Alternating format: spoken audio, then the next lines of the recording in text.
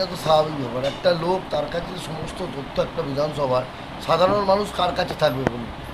এর কাছে পাওয়া যাচ্ছে যেটা, সে একটা সমস্ত মহিলাদের নাম, নামের লিস্ট, তার আধার কার্ডের নাম্বার, তার ব্যাঙ্ক অ্যাকাউন্টের নাম্বার, এগুলো পেলো কোথা থেকে? এটা তো একটা বড় প্রশ্ন। কাজেই বিজেপি যে এটা একটা বড় বড় ভয়ানক ছক কষছে এ ব্যাপারে আমরা নিশ্চিত। আচ্ছা, কাজে এটা আমি বলবো সাধারণ মানুষকে সচেতন থাকতে, কর্মীদের সচেতন থাকতে। আচ্ছা, বিজেপির পক্ষ থেকে বলা হচ্ছে যে তৃণমূল ঘোলা জলে মাছ ধরার চেষ্টা করছে।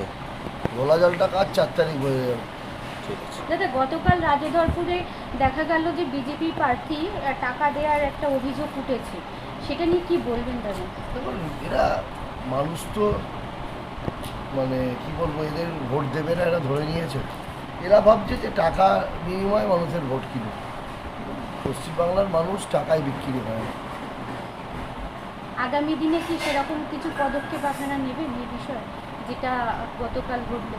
তো এটা পদক্ষেপ নিয়ে আমরা কমপ্লেন করবো ইসিআর কাছে, আমরা জানাবো। ঠিক আছে।